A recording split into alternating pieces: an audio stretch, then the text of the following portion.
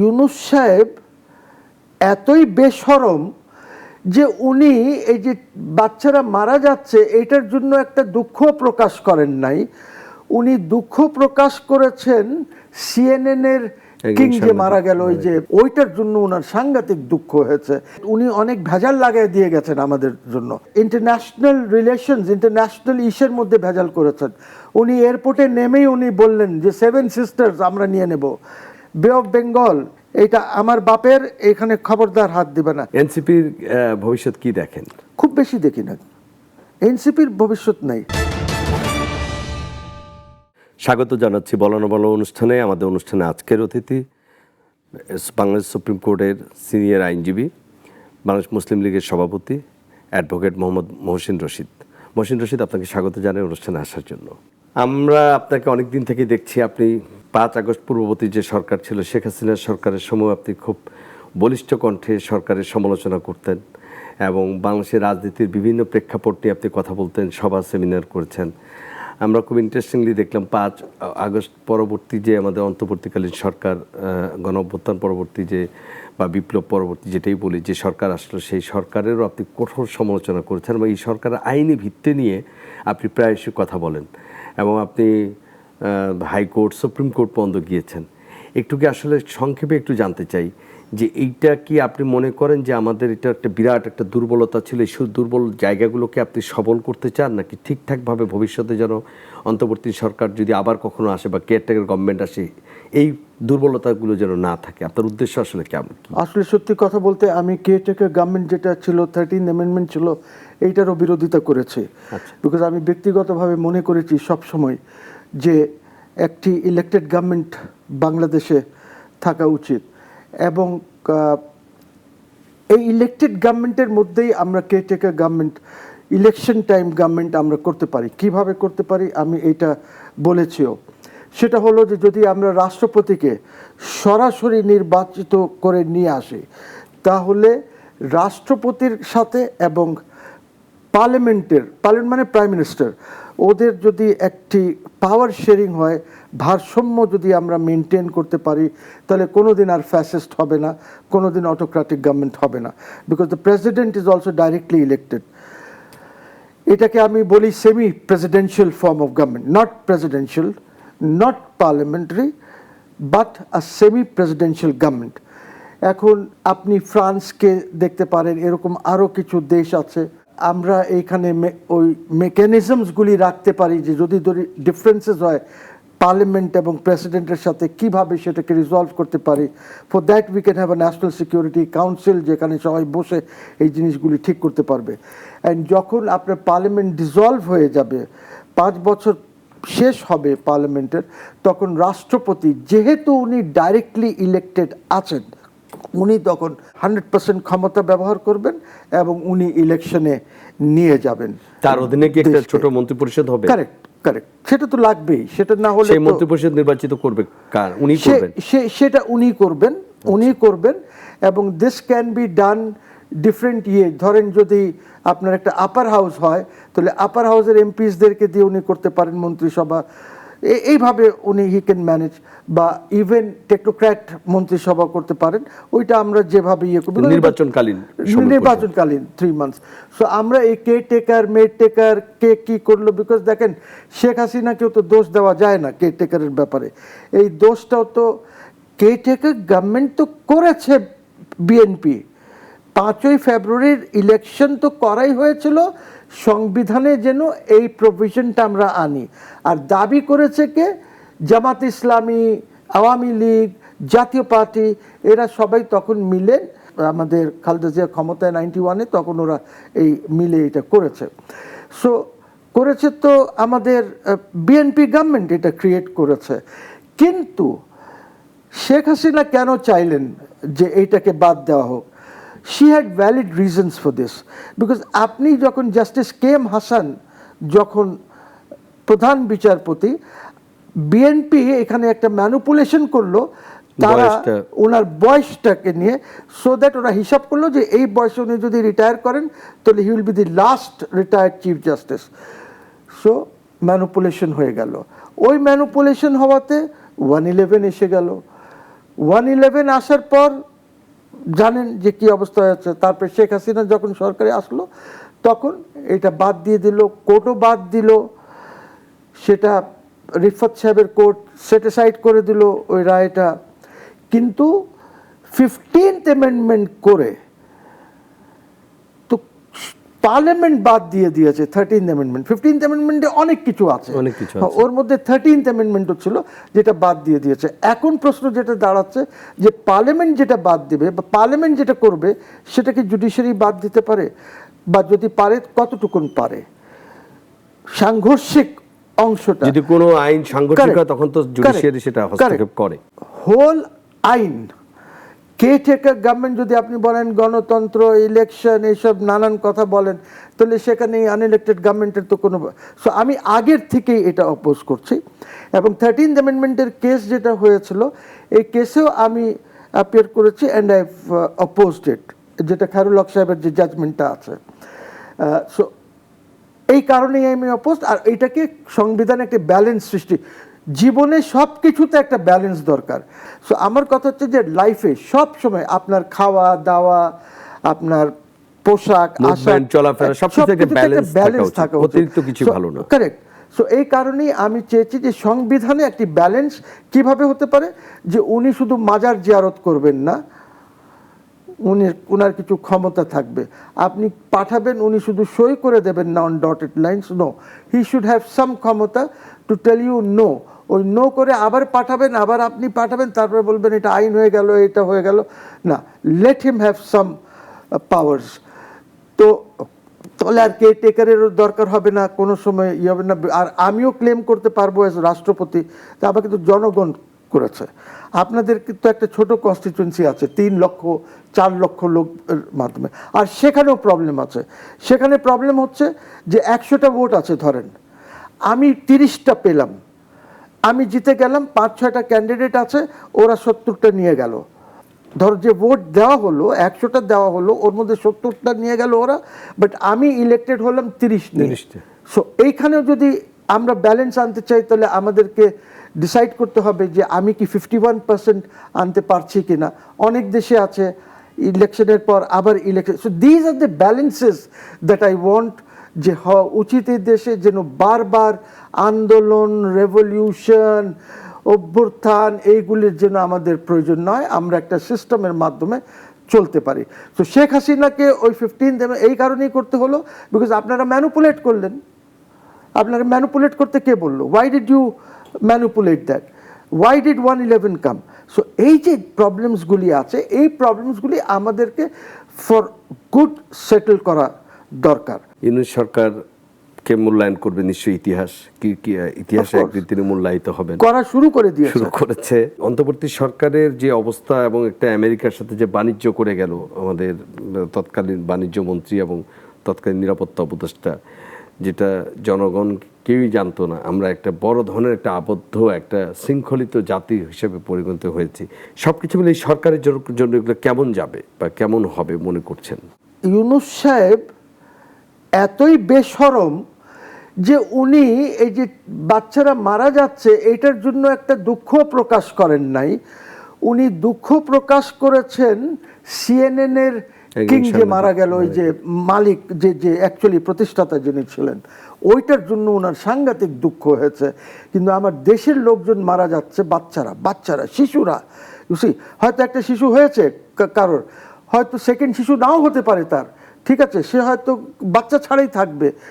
এইটার জন্য ওনার কোনো দুঃখ নাই, ওনার কোনো রিগ্রেটস নাই, ঠিক আছে। সো এইটা তো ওনার দোষ, উনি কেন এইটা করেন নাই? আর এটা রুটিন, এটা ইউজুয়াল। এবং ইউনিসেফের রিপ্রেজেন্টেটিভ যিনি আছেন, উনি আপনার টেলিভিশনে বসে উনি বলে গেছেন, প্রেস কনফারেন্স করে যা বলার, তো আপনারা সবাই দেখেছেন। I M a lawyer, I don't understand all this, খুব ভালো বুঝি না, বাট তারপরে অ্যাজ এ লয়ার আমি যতটুকু বুঝতে পারি সেটাই বলছি। না, আমরা এখন যেমন দেখছি, ধরেন যে আমাদের দেশে ওষুধ অনেকটা সুলভে আমাদের ওষুধ কোম্পানিগুলো বানাতো। এখন আপনি যখন আমেরিকার সাথে চুক্তি করেছেন, সেই চুক্তি অনুযায়ী তার পেটেন্টের জন্য আমি চাইলে এখন আর আমি ফ্রি করতে পারবো না, আমাকে পয়সা দিতে হবে। তার মানে আমার এখানে প্রাইস বেড়ে যাবে। আমার এখানে বোয়িং যা ছিল, বোয়িংয়ের যে ক্যাপাসিটি, যে কার্গো ছিল, সেই কার্গোর আসলে আমরা যেটা খবর নিয়েছি 100% ইউটিলিটি আমরা করি না, ইউটিলাইজ হয় না, বা সেটা করার হয়নি। তার মধ্যে আমাদের এখন প্রায় আরও 14টা বোয়িং নিতে হচ্ছে। আমাদেরকে তাদের কাছ থেকে গম কিনতে হবে, খাদ্যশস্য কিনতে হবে, পশু খাদ্য কিনে আনতে হবে, শুয়োরের মাংস কিনতে হবে। হ্যাঁ সেটা কিনতে হবে, সেখানে লেখা আছে। এমনকি আমরা যে প্রায় জ্বালানি গ্যাস, আমরা প্রায় এলপিজি, যেটা আমরা মধ্যপ্রাচ্য থেকে বিভিন্নখান থেকে যেখান থেকে নিতাম, এখন আমাকে সেখান থেকে আনতে হবে। তো এইটা নিশ্চয়ই আপনার কি মনে হয়, আমাদের সরকার অলরেডি, আমাদের সরকারের স্পোক পার্সনরা বলছেন যে এটা বাতিল করা খুব সহজ না, তবে এটাকে একটু মডিফাই করা যেতে পারে। দে মে নট বি রাইট। আপনি মডিফাই করেন বা যাই করেন, ওইটার মধ্যে তো আর্টিকেল 6.2 বা ক্লজ 6.2, 6.3 এটা পড়লেই বোঝা যাচ্ছে যে আপনি পারবেন 6 মাসের না কত মাসের নোটিশ দিতে হবে, কী সব আছে ওর মধ্যে। সো ইট ইজ নট যে 32 পাতার আছে ওইখানে দেখেন এই ক্লজটা আছে। সো এই ক্লজটা আপনি ব্যবহার করেন।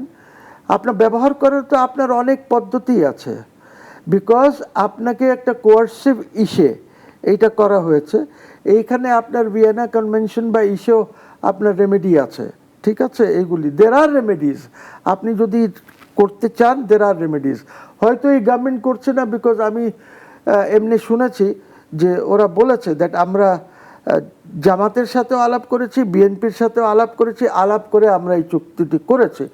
তো ওরা যদি ওদেরকে গো হেড দিয়ে থাকে, তাহলে এখন এইটার দায়ভার বহন করতে হবে, দুই সাইডকেই বহন করতে হবে। আর যদি ওরা না করে থাকে, তাহলে দে লেট দেম কাম, জনগণকে বলুক যে না আমাদের সাথে কোনো কথাই বলা হয়নি। আর 72 ঘন্টা আগে কি এত ইয়ে ছিল? আমরা এখানে সরকার, ইলেকশনের পরে সরকার একটা আসবে, ওই সরকার পার্লামেন্টে বসে এই জিনিসগুলি চিন্তা করে ফেলতো। সো তার মানে বোঝা যাচ্ছে যে আমেরিকা, প্রফেসর ইউনূসের প্রতি আমেরিকার একটা খুবই তারা মানে আষ্টে পৃষ্ঠে জড়িয়ে ধরতে পেরেছিল, এবং যে কোনো তারা তাদের স্বার্থের অনুকূলেই তারা সেই চুক্তিটা করিয়ে নিতে পেরেছে। কিন্তু প্রফেসর ইউনূস আমাদের মানে তার যে হেড অফ স্টেট হিসেবে, যে তার হিসেবে দরকার ছিল পাবলিককে এটা জানানো, হেড অফ পাবলিক হিসেবে তার জানানো উচিত ছিল যে আমি এই অবস্থায় আছে বা এটা, সেটা উনি করতে পারেননি। এটা খুবই দুঃখজনক। যেটাই বলছিলাম, ইতিহাস মূল্যায়িত হবে ইতিহাসে। Yes, but you have to understand that উনি অনেক ভেজাল লাগাই দিয়ে গেছেন আমাদের জন্য। এইটা তো আছেই একটা, এই ছাড়া আরও ভেজাল করে দিয়েছেন উনি। উনি আমাদের ইন্টারন্যাশনাল রিলেশনস, ইন্টারন্যাশনাল ইস্যুর মধ্যে ভেজাল করেছেন। উনি এয়ারপোর্টে নেমেই উনি বললেন যে 7 সিস্টার্স আমরা নিয়ে নেব, সাবধান থাকো 7 সিস্টার্স। আবার উনি থাইল্যান্ড গেলেন, থাইল্যান্ড থেকে এসে বললেন বে অফ বেঙ্গল এটা আমার বাপের, এখানে খবরদার হাত দিবে না। As a Bangladeshi nationalist it's okay, আমি তো বাংলাদেশির দোসর, আমি তো অন্য কারোর দোসর না। ইট সাউন্ডস গুড, বাট আপনাকে খেয়াল রাখতে হবে 4600 কিলোমিটার আপনার border, very powerful neighbouring country, mid লেভেলের পাওয়ার। কিন্তু তারা, Pakistan is also a power, mid লেভেলের পাওয়ার পাকিস্তানও আছে, কিন্তু পাকিস্তান ইজ 1200 কিলোমিটার দূরে আছে, ঠিক আছে। চায়না আছে, চায়নাও মাঝখানে মায়ানমার আছে, ঠিক আছে। সো এইসব আপনি যখন এইগুলি আলাপ করবেন, চিন্তা ভাবনা করতে হবে, বিকজ তারা এখন চিন্তা করছে যে চিকেন নেকটাকে আমরা এলিফ্যান্ট নেক বানায় দেই, হাতির কল্লা বানায় দেই। তো হাতির কল্লা বানালে আমাদের তো রংপুরের কিছু অংশ চলে যাবে, হাতির কল্লা বানাতে গেলে তো চলে যাবে। আপনার কি এই ক্ষমতা আছে? যদি ওরা কিছু করতে চায়, গোলমাল করতে চায়, আপনার কি কোনো ক্ষমতা আছে যে আপনি ওদেরকে ঠেকায় দিবেন? তাকে দিয়ে ঠেকাবেন আপনি? China will not fight a war for somebody, China সেটা করে না।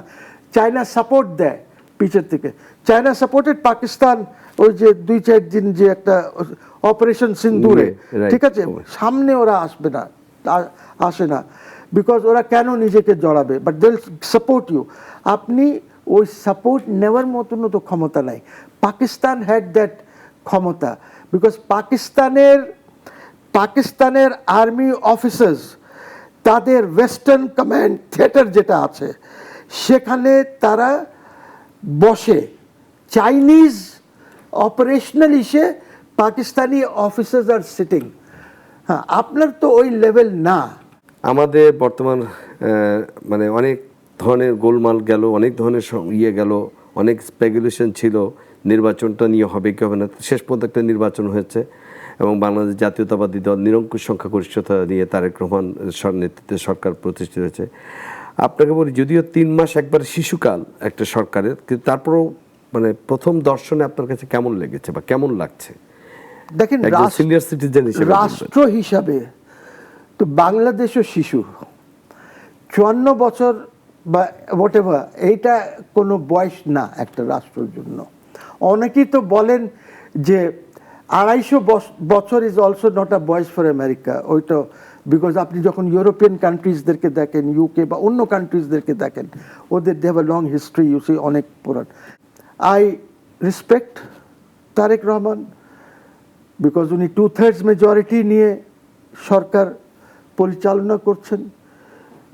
আমি এই 3 মাস বা 100 দিন খুবই কম সময় একটি নির্বাচিত সরকারের সম্বন্ধে কোনো জাজমেন্ট বা কোনো কিছু বলা। তবে as a citizen having some understanding যে রাষ্ট্র কিভাবে চলা উচিত, আমার মনে হচ্ছে দি ক্যাবিনেট যেটা উনি বানিয়েছেন, it does not have the capacity to govern Bangladesh. আমি ওনার ইয়েগুলি বলছি না, বাট এটা মনে হচ্ছে আপাত দৃষ্টিতে ক্যাপাসিটি নাই। সিমিলারলি আমি দেখছি যে পার্লামেন্ট যেটা কনস্টিটিউট হয়েছে, this also lakhs capacity as a parliament. অন্য পার্লামেন্টসদেরকে যখন আমি দেখি, আপনার এখানে অনেক অশিক্ষিত পার্লামেন্টেরিয়ানস আছেন, ঠিক আছে, number is not small and most of them are on the treasury benches. So similarly আমি যে পোর্টফোলিও ডিস্ট্রিবিউশন যেটা দেখেছি ক্যাবিনেটে, সেটাও আমাকে খুব বেশি আশা দিচ্ছে না। বাট আমি এই মুহূর্তে ওনার রিপোর্ট কার্ড নিয়ে আলোচনা করতে চাই না। আমি যেটা দেখছি ম্যাক্রো লেভেলের কথা বলছি, আমি মাইক্রো ইসে এখন ঢুকতে চাচ্ছি না। I wish him all the best. আমি আশা করি যে উনি আরও চিন্তাভাবনা করবেন, ক্যাবিনেট রিশাফেল করবেন, পোর্টফোলিওস এলোকেশন ঠিক করবেন, যেন আরেকটা জিনিস যেটা আমাকে হচ্ছে, সেটা হচ্ছে যে প্রত্যেকটি ইসের মধ্যে উনি মন্ত্রীর সাথে 2-3টা মন্ত্রী দিয়ে দিয়েছে। ধরেন ফরেনে আপনার কয়টা আছে? 2টা স্টেট মিনিস্টার আছে না, একটা স্টেট মিনিস্টার আছে, একটা অ্যাডভাইজার আছে, উপদেষ্টা with the status of a state minister or whatever. এরকম প্রায় সবগুলিতে আছে। এখানে হয় কি যে কাজ করতে গেলে অসুবিধা হয়। ধরেন ইউ আর দ্য সেক্রেটারি, আমি একটা ইনস্ট্রাকশন দিলাম, আরেকজন আইসা বললো যে না এটা করেন না, একটু প্রাইম মিনিস্টারের সাথে আলাপ করে নেন এটা করার আগে। সো আমার পক্ষে অটোনমি নাই, হবে না, because everything will go to the prime minister. তখন প্রাইম মিনিস্টার কি সব কিছু করতে পারবেন? Does he have the capacity to decide যে কিভাবে করবেন? বিকজ আজকাল পৃথিবী এত ইন্টারলিঙ্কড আছে যে your economy is linked, your Jio politics, আপনি জিওগ্রাফি তো চেঞ্জ করতে পারেন না। আপনি যদি ওদেরকে জিজ্ঞেস করেন যে আচ্ছা জিও পলিটিক্সের অর্থটা কি, what is geo? Geo is nothing but geography, politics of geography, যে কিভাবে কি করবেন। সো এইটাই আমার I am not criticising the prime minister, I understand, I pray for him and I hope he is successful. আপনি ঠিকই বলেছেন 3 মাস, কিন্তু আমরা আপাত দৃষ্টিতে কিছু জিনিস দেখছি যে প্রতিনিয়তই আপনি দেখেছেন হয়তো, টিআইবি একটা রিপোর্ট করেছে 3 মাসে 600-র উপরে বিভিন্ন ধরনের অপরাধ ধর্মী ঘটনা ঘটেছে। নারী শিশু অনেক ধরনের তাদের উপরে নির্যাতন, অত্যাচার, অনেকগুলো জায়গায় খুন হচ্ছে। কেউ কখনো কোনো চাঁদাবাজি খুন, কখনো কোনো একটা সামাজিক নিরাপত্তা নিয়ে একটা উত্তেজনা, অস্থিরতা আছে। এগুলোকে আসলে সরকারের জন্য কি অ্যালার্মিং কিনা? ছোট ছোট ঘটনাগুলো নাকি এগুলো বিক্ষিপ্তই বলে মনে করেন বা বিচ্ছিন্ন মনে করেন? ভিতরে ভিতরে বড় ঘটনাও ঘটছে। যেমন আমি আপনাকে বলি, একই সঙ্গে রামিসার বিচারটা এত দ্রুত হওয়াটা একটা ভালো গুড সাইন। এইটাকে আমি এত দিই না। একটা রামিসা হয়ে গেল, এখানে প্রত্যেকদিন শিশুদের ধর্ষণ হচ্ছে, খুন হচ্ছে, আপনি কি বিচার করতে পারছেন? এক রামিসাকে হাইলাইট করে কাল 2 দিন পর তো রামিসা আপনার এই পত্রিকার থেকে চলে যাবে, আপনাদের চ্যানেল থেকে চলে যাবে। এইগুলি চিপ জিনিস আমি মনে করি। জাস্টিস এমন হতে হবে যে সবার জন্য সমান হয়, বাট আপনি একজনের 3 দিনে করে দিলেন আর বাকিগুলি বসে আছে, ওদের আপনি কোনো জাস্টিস দিচ্ছেন না। ইউ সি, সো আমার কথা হচ্ছে যে জাস্টিস ইভেন হ্যান্ডেড হতে হবে। ওকে, ইউ সি, সো এইটার উপরে আমি কোনো কমেন্ট করতে চাই না। এইগুলি হলো আপনার চিপ পলিটিক্স আমি মনে করি। I have all the sympathy for রামিসার ফ্যামিলি এবং তার বাবার জন্য, কিন্তু এই চিপনেসে আমি যাব না। বাট আপাতত দৃষ্টিতে যেটা আপনি বললেন, খুন খারাপি, this that, law and order situation is very bad, খুবই খারাপ। এখনো মব হচ্ছে।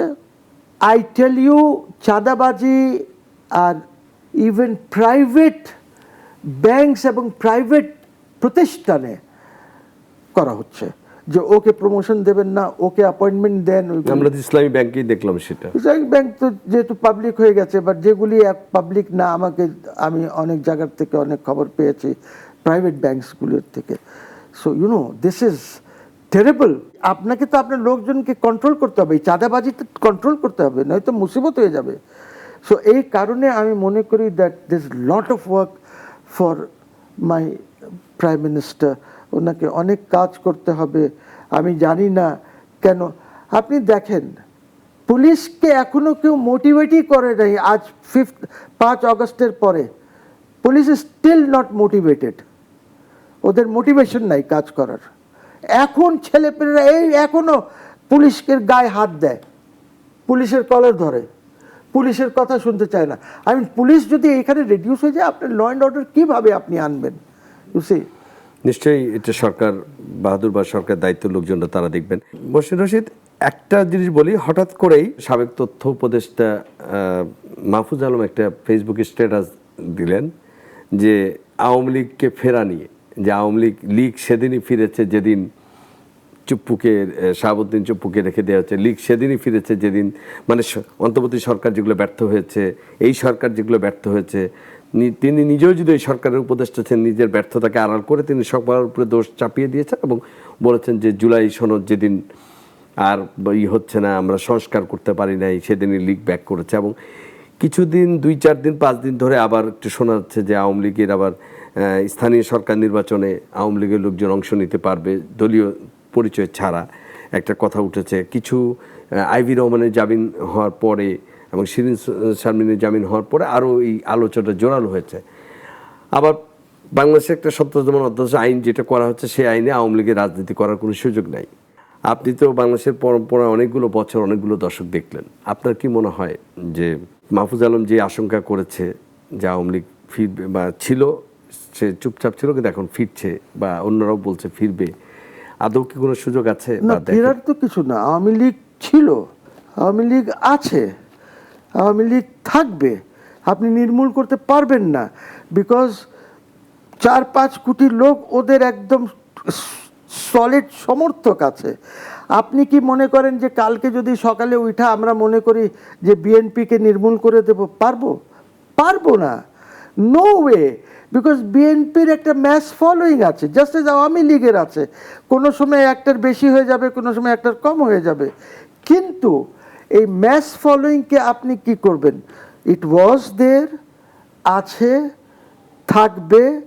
আর এই যে আইভি রহমানকে নিয়ে লোকজন বলছে যে আইভি রহমানকে নিয়ে একটি নতুন আওয়ামী লীগ গড়বে, ভাই আপনি ভুলে যাবেন না যে এইটা পসিবল না। কালকে কি আমি তারেক রহমানকে বাদ দিয়ে একটা বিএনপি দাঁড় করাতে পারবো? প্রশ্ন হচ্ছে যে আপনি পারবেন না। এইসব গুজব টুজব এইগুলি বেকার। আওয়ামী লীগ উইদাউট শেখ হাসিনা, হ্যাঁ শেখ হাসিনা আওয়ামী লীগকে লিড করতে হবে, উনি যদি বেঁচে থাকেন যতদিন ওনাকেই লিড করতে হবে। বিএনপিকে যতদিন তারেক রহমান বেঁচে থাকেন তারেক রহমানকেই লিড করতে হবে। তবে এদের যেটা উচিত 2 দলেরই, সেটা হলো যে সাকসেশন প্ল্যান একটা রেডি করা উচিত। এই সাকসেশন প্ল্যানকে নিয়ে এগোতে হবে যেন তারা টেক ওভার করতে পারে পরবর্তীতে। উইদাউট আ সাকসেশন প্ল্যান এইগুলি শেষ হয়ে যাবে একদম। এখানে হয়তো 20টা বিএনপি হবে, 30টা আওয়ামী লীগ হবে। It's not possible. সো এখানেও ঠিক আছে, ওইখানেও ঠিক আছে। এগুলি লোকজন বলে, আমি অনেক দেখেছি। Acting president Awami League, speaker Shirin Sharmin, অমুক general secretary. No no no no, it's not possible. আপনাকে পলিটিক্যাল পার্টি লিড করতে হয়, স্ট্রং থাকতে হয়। আমি দেখলাম সাবের হোসেন চৌধুরী তোফায়েল আহমদ সাহেবের জানাজায় গেলেন, অ্যান্ড দেন ওনাকে যেভাবে ওনার সিকিউরিটি এবং পুলিশ ওনাকে সরায় দিল, উনি লিডার হিসাবে তো থামানো উচিত ছিল, এবং আওয়ামী লীগের লোকজনকে বলা উচিত ছিল তোমরা কোনো স্লোগানবাজি করবে না, এটা একটা পবিত্র আমরা জানাজায় এসেছি, and then as a leader he should have said that, but he did not prove himself to be a leader. ওনারে সামনের থেকে কয়েকজনকে অ্যারেস্ট করে নেওয়া হলো, হয়তো পরবর্তীতে ছেড়ে দেওয়া হয়েছিল, কিন্তু দ্যাটস নট লিডারশিপ। আমাদের এখানে আমরা অনেকদিন ধরে বলছিল মানুষ যে একটা তৃতীয় শক্তি আসবে, তৃতীয় পক্ষ আসবে, বা মানুষের অনেক সময় বিরক্ত হতো যে আওয়ামী লীগের সময় বিএনপি টানা হরতাল, বিএনপির সময় আওয়ামী লীগ টানা হরতাল, অবরোধ, ভাঙচুর, এগুলো দেখেছি আমরা 90 পরবর্তী বাংলাদেশে আমরা এগুলো দেখেছি। কিন্তু ঠিক তারপরে যে শেখ হাসিনার এই 5 আগস্ট সরকারের করুণ পরিণতি আমরা দেখলাম, দেশের বিভিন্ন জেলায় ভাঙচুর, থানাগুলো আক্রমণ হলো, কত স্থাপনা ভাঙচুর হয়েছে, এবং যে উত্তাল মুহূর্ত ঢাকা, ঠিক তারপর পরে আমরা সেই সময় বিপ্লবের অগ্রভাগে যারা ছিলেন তাদেরকে নিয়ে একটি রাজনৈতিক দল আমরা দেখলাম, এনসিপি। এর ভবিষ্যৎ কি দেখেন আপনি? দেখেন, এই যে ভাঙচুর এইসব যে আপনি বললেন, এইসব কিন্তু আসিফ মাহমুদ গং, মাহফুজ আলম গং স্বীকার করেছে যে এইটা আমরা করেছি, না করলে আমরা আন্দোলন সফল হতো না। রাইট। সো এখানে তো একটা স্বীকারোক্তি চলেই এসেছে, এবং এই পাবলিক প্রপার্টি যারা ডিস্ট্রয় করে, আমার মনে হয় ওদের বিরুদ্ধে আমাদের তো আরও পন্থা আছে। আপনি হরতাল করেন, অমুক করেন, তমুক করেন, তবে সবচেয়ে বড় কথা হলো কোনোদিন এটা সাকসেসফুল হতো না যদি আর্মি ব্যাক না করতো।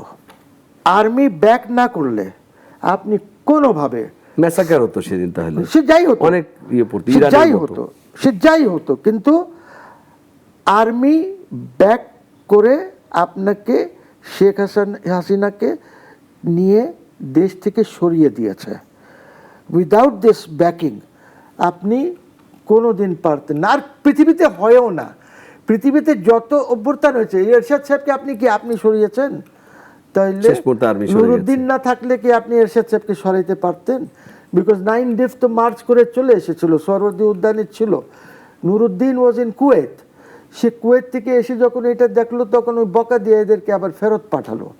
ইউসি, সো আপনি নিজে পারতেন না। বশির রশিদ, একটা কথা একটু বলবেন, এই যে একটু আমার জানার ছিল, আপনার কি মনে হয় আর্মি কেন সেদিন শেখ হাসিনার কাছ থেকে সরে গেল? It's part of a big conspiracy. এইটা আমেরিকানস ইনভলভমেন্ট এদের সাথেও ছিল, এরা ইনভলভ ছিল এই কনস্পিরেসির মধ্যে। এনসিপির ভবিষ্যৎ কি দেখেন? খুব বেশি দেখি না, এনসিপির ভবিষ্যৎ নাই, একদমই নাই। তার কারণ হচ্ছে আপনার বিএনপি অ্যান্ড আওয়ামী লীগের মতন পার্টি। আওয়ামী লীগ তো ব্যান্ড না, আওয়ামী লীগের কার্যক্রম কারেক্ট, এইটা করে গেছে ইউনূস সরকার।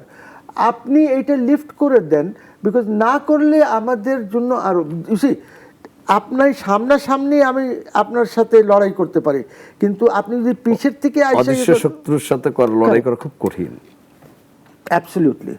তো বুঝতে পারছেন, এনসিপির আমি ভবিষ্যৎ দেখি না, একদম না। এখন তো আপনারাও জানেন ইলেকশনে কি হয়েছে, নাহিদের রেজাল্ট কিভাবে স্টপ করে করা হয়েছে, আমার জামাতের আমিরের রেজাল্ট কিভাবে স্টপ করে কি করা হয়েছে, ইভেন তারেক রহমান সাহেবের রেজাল্ট স্টপ করে যে গুলশানের কনস্টিটিউয়েন্সির কি হয়েছে, এটা তো জানেন, বুঝতেই পারেন যে কোথায় কিভাবে কি হয়েছে, কাকে আনা হয়েছে।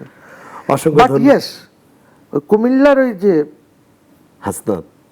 Hasnat genuine, okay I like him, because ওর কথাবার্তা, ওর যেভাবে সে পার্লামেন্টেও ইন্টারভেনশনস করে, I think he will mature to be a good politician. Bashir Rashid, আপনার কাছে আমি একটা আদালতের বিষয়ে একটা জিনিস জিজ্ঞেস করি, যে আপনি যখন এই অন্তর্বর্তীকালীন সরকারের তাদের বিভিন্ন কার্যক্রম, তাদের সময়কাল এবং তাদের যে আইনি ভিত্তি, এগুলো নিয়ে আপনি আদালতের শরণাপন্ন হয়েছিলেন, আপনি প্রথমে হাইকোর্টে গিয়েছেন, এরপর আপনি সুপ্রিম কোর্টেও গিয়েছেন। এটা শেষ পর্যন্ত কি হলো? মানে হাইকোর্ট তো খারিজ করে দিল, সুপ্রিম কোর্টও রিজেক্ট করে দিয়েছে সম্ভবত। হাইকোর্ট খারিজ করে দিল, কিন্তু রায় নেওয়ার জন্য আমাকে মৌখিকভাবে হাইকোর্টে বেঞ্চকে রিকোয়েস্ট করতে হলো যে আমাকে রায় দেন। ওরাও প্রায় মাসখানিক লাগিয়েছিল রায় দিতে। ওই রায় নিয়ে আমি গেলাম সুপ্রিম কোর্টে। সুপ্রিম কোর্টে আমি লিভ পিটিশন করলাম, বিকজ ডাইরেক্ট তো আর আপিল হয় না। নিয়ম হচ্ছে যে একটা লিভ পিটিশন করতে হয়, অর্থাৎ ওই কোর্ট, এটা আমি আপনাকে এইভাবে বোঝাই। আপিল করতে হলে 2-3টা বিষয় আছে যেখানে আপনার তালা খোলা আছে, দরজা খোলা আছে, আপনি ঢুকতে পারেন। সেটা হলো যদি কারোর মৃত্যুদণ্ড হয়, যদি কোর্ট নিজে বলে যে আপনারা এটা শোনেন, সার্টিফিকেট দেয় যদি কোর্ট, আদারওয়াইজ আমাদেরকে অনুমতি নিতে হয়। না, হোয়াট ইজ দ্যাট অনুমতি? অনুমতি অর্থ হচ্ছে যে আমার জন্য দরজাটা লক আছে, আপনি যদি রাজি হন যে হ্যাঁ আই হ্যাভ আ গ্রাউন্ড, আপনি আমাকে এই চেম্বারে দরজা খোলার জন্য চাবি দেবেন, which is the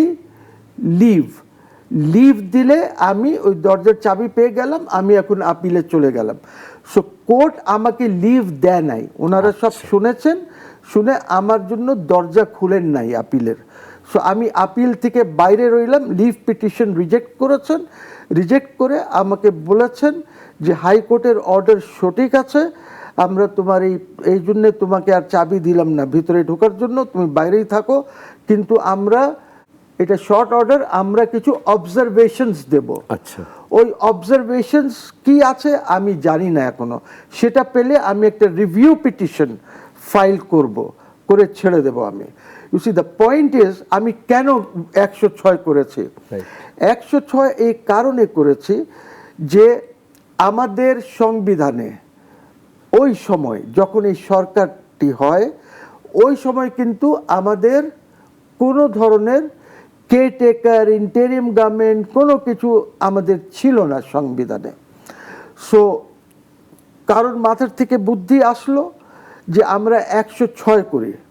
no, please remember যে 106 হয়েছে যেদিন ইউনূস সাহেব ওথ নিলেন রাত্রে 9টায়, 9:30।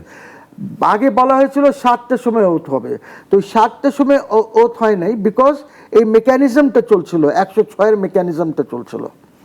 সো 106-এর মেকানিজম করে ওইখানে বলা হলো, কোর্ট যেটা আছে আপিল বিভাগের 6 জন বিচারপতি, 6 জন বিচারপতি, মতামতের আমরা সবাই জানি যে 6 জন বিচারপতি তখন কোর্ট করেন নাই, ইভেন ভার্চুয়ালি কোর্ট করেন নাই, বিকজ ভার্চুয়ালি করতে হলে একটা নোটিফিকেশন লাগবে, ওইসব কিছুই করা হয় নাই। সেখানে আমরা জানি এখন যে আমাদের চিফ জাস্টিস এবং ইনায়েতুর রহিম সাহেব, দ্য 2 সিনিয়র মোস্ট জাজেস, ওনারা তখন ক্যান্টনমেন্টে ছিলেন under protection of the army, এবং এইটা আর্মি যে লিস্ট জারি করেছে ওর মধ্যে ওদের নাম তালিকায় আছে। আমি যেটা বলতে চেয়েছিলাম যে কোর্টই বসে নাই, 106 হয় নাই, নাম্বার 1। ওর আগে যেটা হয়েছে যে আপনার পার্লামেন্ট ডিসলভ করলেন, আপনি প্রেসিডেন্ট পার্লামেন্ট ডিসলভ করলো, দেয়ার ইজ নো গভর্নমেন্ট, রাষ্ট্রপতি অ্যাটর্নি জেনারেল অ্যাপয়েন্টমেন্ট দিয়ে দিলেন একদিন আগে, গভর্নমেন্ট নাই, এখনো ইউনূস নাই। সো আমার কথা ছিল ওইটাতে আমার বেশি আপত্তি নাই, যে রাষ্ট্রপতি যে ডিসলভ করলেন আর অ্যাটর্নি জেনারেল অ্যাপয়েন্টমেন্ট দিলেন, বিকজ আপনি প্রাইম মিনিস্টারের নোট ছাড়া আপনি করতে পারেন না এই দুইটা কাজ, ঠিক আছে, বাট প্রেসিডেন্ট করেছেন। এইখানে আমার কথা হচ্ছে দেখেন, আমাদের যে এক্সিকিউটিভ আছে, নির্বাহী বিভাগ, আমরা তো গভর্নমেন্ট বলি না, আমরা বলি এক্সিকিউটিভ, নির্বাহী বিভাগ যেটা আছে, নির্বাহী বিভাগ শুরু হচ্ছে রাষ্ট্রপতিকে দিয়ে, প্রাইম মিনিস্টার তারপরে আসছে, এবং প্রাইম মিনিস্টারের চ্যাপ্টারে ক্যাবিনেটের কথা বলা আছে। না, ক্যাবিনেট ইজ অ্যান ইনস্টিটিউশন কিন্তু, ঠিক আছে। সো আমার যে কথাটা ছিল সেটা হলো যে যখন দেশে এমন পরিস্থিতি হলো যে Sheikh Hasina and her cabinet, they were not available, ওরা ছিল না, এবং শেখ হাসিনাকে বলা হয় উনি পালিয়ে গেলেন, আগে বলা হলো রিজাইন করেছেন, যেটা পরে দেখা গেল that there is no resignation letter, because resign করলে রেজিগনেশন লেটার থাকবে আইদার রাষ্ট্রপতির সেক্রেটারিয়েটে থাকবে, বাট থাকার কথা ক্যাবিনেট ডিভিশনে, এটা নাই, nobody has been able to produce this. এইটা নিয়ে আপনারা সবাই জানেন আসিফ নজরুল তখন কি বলেছিল এবং কিভাবে বঙ্গভবনের বাইরে একটি মব সৃষ্টি করা হয়েছিল, বড় মব সৃষ্টি করা হয়েছিল। সো কোয়েশ্চেন ইজ, আমার ওইখানে আপত্তি নাই, dissolution of the and appointment of the attorney general. কেন নাই? বিকজ আমি মনে করি যেহেতু রাষ্ট্রপতি is head of the state, একটি এমন পজিশন সৃষ্টি হয়েছে যে শেখ হাসিনাকে এই রাষ্ট্র প্রোটোকল সহ প্রথমে সরকারি হেলিকপ্টার থেকে আপনি ওনাকে নিয়ে গেলেন C-130 এয়ারফোর্সের একটা প্লেনে। ওই প্লেনে ইভেন ওনার সিকিউরিটি সহ ওই প্লেনে আরও যারা ছিল গেছে। আপনি পুরা প্রোটোকল দিয়ে আপনি ওনাকে নামিয়ে আসলেন দিল্লিতে। উনি তো পালায় নাই, উনাকে আপনি নামিয়ে দিয়েছেন। ওই যে একটা বড় কনস্পিরেসি যেটা ছিল ওই ওই সরকারকে সরানোর জন্য, যেটার আমিও চেয়েছিলাম, ঠিক আছে, ওই সরকারকে সরানোর যে কনস্পিরেসি ছিল, তো ওই আমেরিকান হ্যাস্ট কনস্পিরেসি, বাইডেন টাইডেন এরা যেসব গন্ডগোল করেছে, ইউএসএইড, ইউনুস সাহেব নিজে ইনভলভ ছিল ইন দ্যাট কনস্পিরেসি। ওনার পিআর ফার্মসগুলি ইউজ হয়েছে, উনি এইখান থেকে টাকা পাচার করেছেন, পাচার করে এই পিআর ফার্মসদেরকে দিয়েছেন, এই কনস্পিরেসির মধ্যে পার্টিসিপেট করেছেন।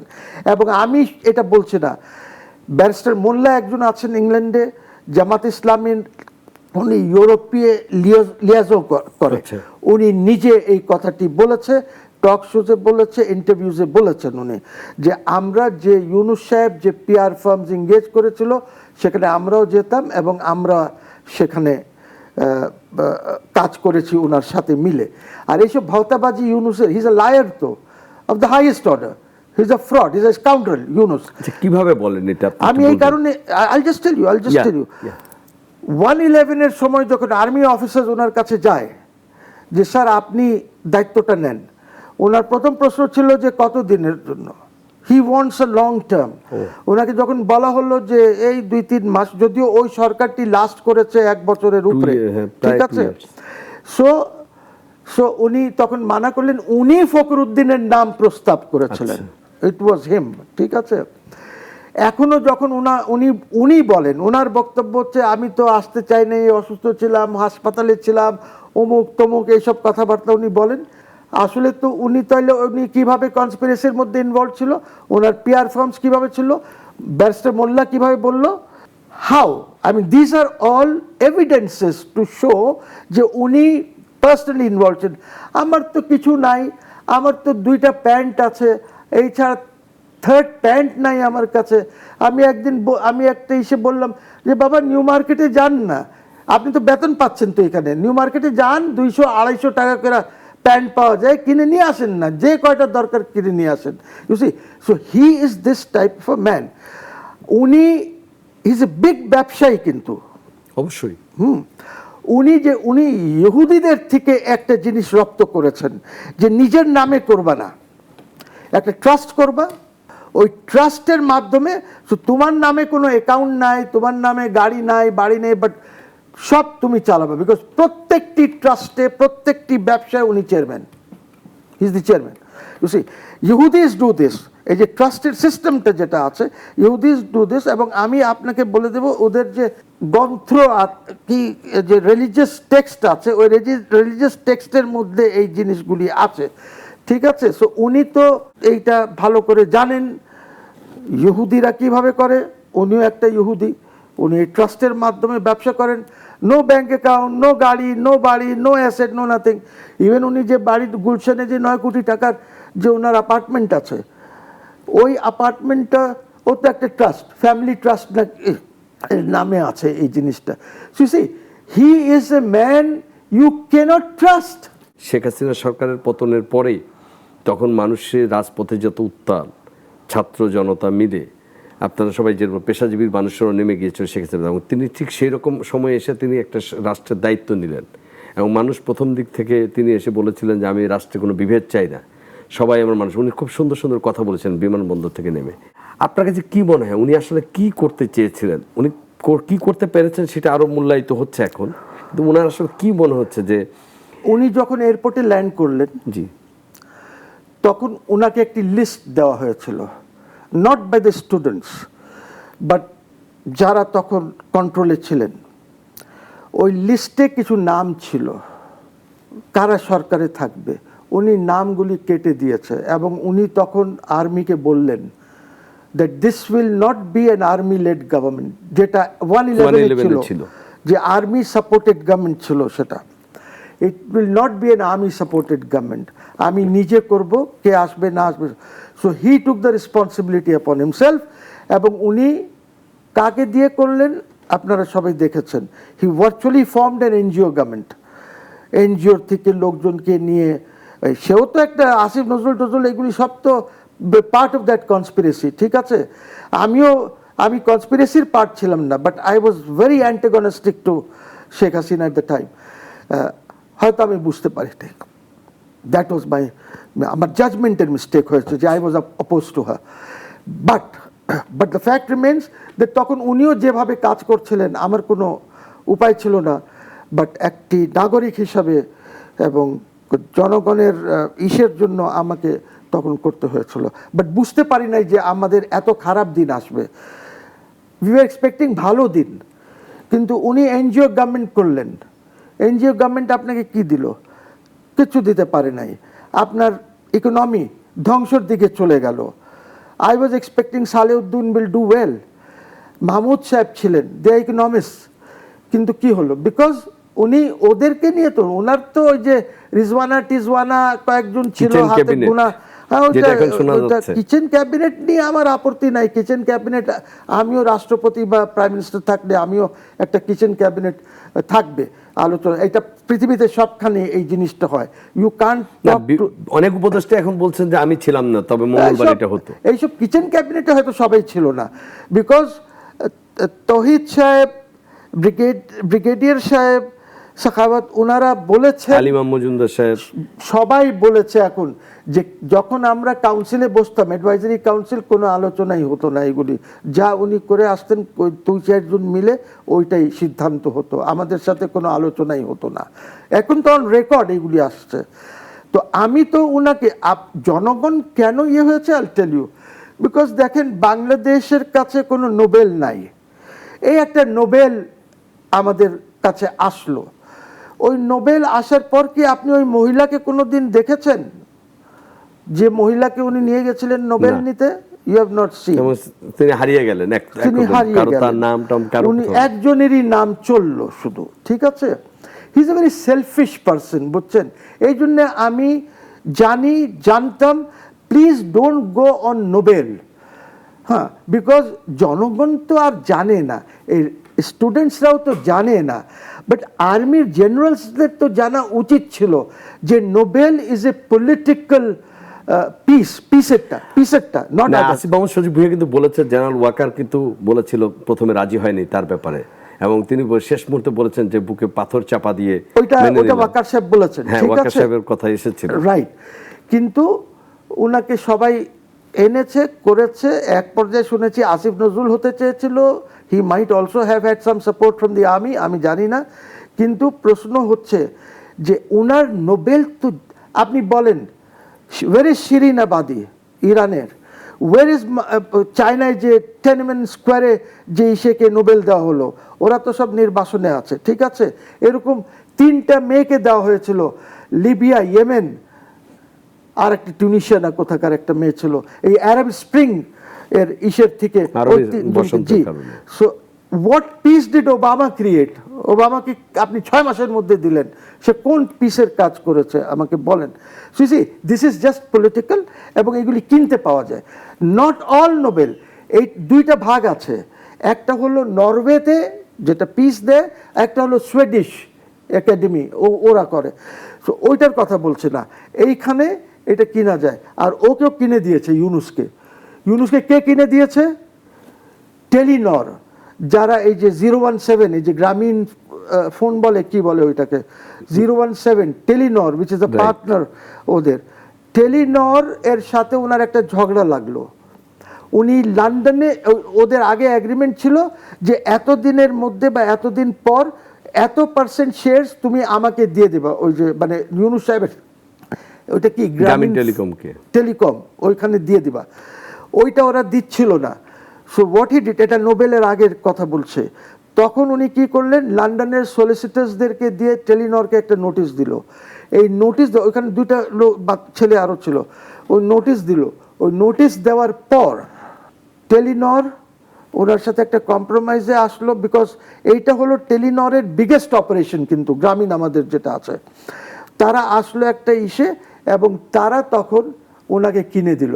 And Yunus had good friends, Clintons, world ব্যাংকের অমুক, ওবামা, তারপরে ফ্রেঞ্চ প্রেসিডেন্ট যে ছিল, he had a list of 25-30 people যারা দে সাপোর্টেড হিম। টেলিনর টাকা দিয়েছে ওদেরকে, টাকা দিয়ে এটা উনি কিনে নিয়েছেন। So that is how he is A Nobel laureate what ever. But basically তো কিছু না, উনি তো সবখানেই ফ্রড করে। এই যে আপনার গ্রামীণ ব্যাংক, এই যে মাইক্রো ক্রেডিট, এই মাইক্রো ক্রেডিট, উনি তো একটা লেকচারার ছিল চিটাগং ইউনিভার্সিটিতে। তো এই প্রোগ্রামটা ছিল, প্রজেক্টটা ছিল চিটাগং ইউনিভার্সিটির ইকোনমিক্স ডিপার্টমেন্টের প্রজেক্ট ছিল। এই প্রজেক্টটা উনি ওনার নাম দিয়ে চালাই দিছে, যে আমি, ওনার বইতে লিখছে $20 দিয়া আমি শুরু করছি, না $25 দিয়া, এইসব কথা। No, that's absolutely bogus. It was the programme ওইটা ওনাকে দায়িত্ব দিয়েছে। আপনি জানেন যে যখন একটা ডিপার্টমেন্টের হয়, তো এখানে চেয়ারম্যান আছে, ডিন আছে, দে ডিসাইড, সো ওনাকে এইটা দেওয়া হয়েছিল, উনি এটা ওনার নামে চালিয়েছে। এবং আপনাকে বলি, তখনই কিন্তু যখন এই প্রোগ্রামটা নেওয়া হলো, কৃষি ব্যাংকের একটা ব্রাঞ্চ চিটাগং ইউনিভার্সিটিতে খোলা হলো, যেন চিটাগং ইউনিভার্সিটির এই মাইক্রো ক্রেডিটের প্রজেক্টটাকে যেন সাপোর্ট করতে পারে। সো ইউ সি, কাজে এইটাও উনার না। তারপরে যে গ্রামীণ ফোন, আপনি জানেন যে উনি ক্যাবিনেটে ছিল তখন, চিফ জাস্টিস হাবিবুর রহমান সেলিম সাহেবের ক্যাবিনেটে উনি ছিলেন, ইউনুস, ওই যে 3 মাস ছিল ক্যাবিনেটে, জি অ্যাডভাইজার। তখনই কিন্তু গ্রামীণের এটাকে বলে জিএসএম, এর আগে তো আমাদের এইখানে ছিল WLL ছিল, 011 যেটা ছিল, আরও ছিল, ওইগুলিরও সব অনেক স্টোরি আছে। এনিওয়ে, সো এইটা যেটা ছিল, এইটা ওনাকে যখন টেন্ডার হয়েছে, টেন্ডারিংয়ে ওনার জিরো, মানে ওনাকে কোনো দেয় নেই, উনি গায়ের জোরে এটা ওইখানে নিয়েছে। এর মধ্যে গভর্নমেন্ট যখন এই যে শেখ হাসিনা বলেন না যে ওকে তো এটার লাইসেন্স আমিই দিছি, she is not wrong, because by that time government change হয়ে গেছে, কেয়ারটেকার চলে গেছে, ওনার রেকমেন্ডেশন ওনাকে করেছে, একে খানকে করেছে, আর সেবাকে করে তারা চলে গেছে। তখন এই agreement, Nasim was the communication minister, telecom minister, Nasim সাহেবের ওইখানে বসে, তখন ওইটাও নাসিম সাহেবের লোকজন বলেছিল যে ইন্ডিয়াতে যেরকম হয়েছে 8-10টা এই এলাকা, ওই এলাকা, ওইখানে অকশন করা হয়েছিল। সো নাসিম সাহেবও চেয়েছিলেন, because he was advised by যে আমরাও তাহলে এটাতে ঢুকি, এটা ক্যান্সেল করে আমরা এইভাবে করি। ওয়ার্ল্ড ব্যাংকে বলেছে, ওয়ার্ল্ড ব্যাংক এটা মানা করে দিয়েছে, এবং মানা করে নাই। ওয়ার্ল্ড ব্যাংকের তৎকালীন ভাইস প্রেসিডেন্ট যিনি বাংলাদেশকে দেখতেন, শি ওয়াজ আ জাপানিজ মহিলা। I am sure Sheikh Hasina will remember it was a Japanese মহিলা। আর অনেকেই যারা এইগুলি নিয়ে ডিল করেন তারা হয়তো নিশ্চয়ই জানেন যে জাপানিজ মহিলা যখন আসছে, ওই জাপানিজ মহিলা শেখ হাসিনাকে তখন বললেন যে আপনি এইটার মধ্যে যায়েন না, don't do this, because Indian experiment was a failure. Successful experiment was Sri Lanka and Pakistan, ওদের আগে হয়েছে জিএসএম।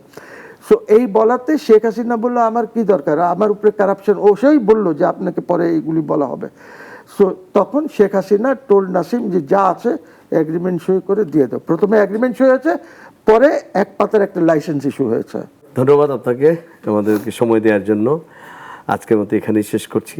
দর্শক, সব কিছুর পরেও আমরা চিন্তা করি একটা সুন্দর সুন্দর আমাদের বাংলাদেশ, আগামীর ভবিষ্যৎ আমাদের সুন্দর হবে, এই প্রত্যাশা শেষ করছি আমাদের আজকের বলা না বলা। দেখা হবে আগামী অনুষ্ঠানে নতুন এক অতিথির সাথে। ততদিন ভালো থাকুন, সুস্থ থাকুন।